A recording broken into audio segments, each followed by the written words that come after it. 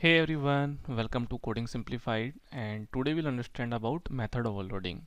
So method overloading is very important concept in Java and which is so much useful in daily use. So now let's understand it. What is this? So let's see a method here.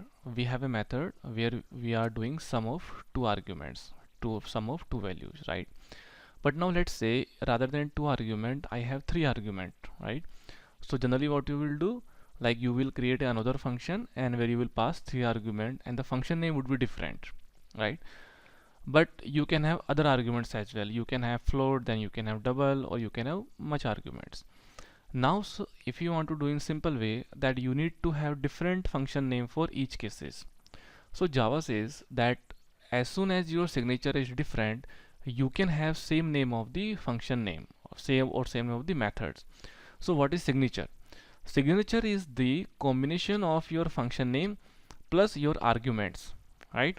So like here it says that I have two argument here and my function name is sum, but here I have three arguments.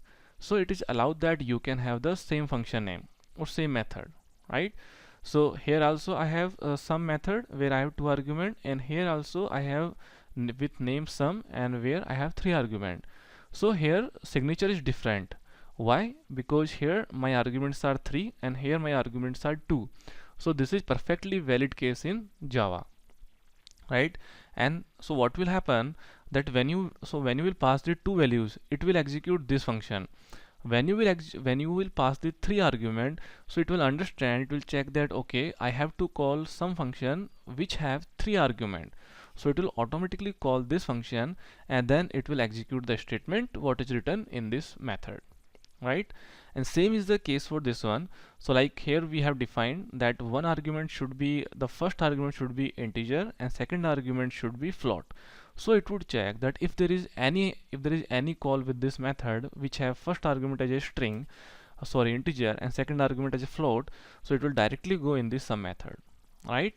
And the same case is for this one. So if you are passing two float values, it will call this function, right? So this is known as method overloading, that as soon as your signatures are different, you can have function with the same name, right? And this is a part of compile time polymorphism, right? So this is a one of example of polymorphism. In polymorphism we have two types, method overloading and method overriding. So this is a concept of method overloading, which is compile time polymorphism. Polymorphism means one name and many tasks. So like here we have one name sum and which is doing different tasks, right, which are different form. And this is compile time polymorphism. So basically at the compile time it would check that at which function it should call, right? So this is part of compile time polymorphism, and this is how we do method overloading, right? So if you run the program, what would happen, or let me show you through debug so that you will understand it better. So now here you can see that it has called this function, right? And once you call this one, so this has called when we have three argument. If you call here, so it will call this function, and if you call here, this will call this function, because this has both floats and we are passing float, right? So at the last we'll get output, the complete output in the console, right? So this is how method overloading works, and if you have any doubt regarding it, please write in the comment section.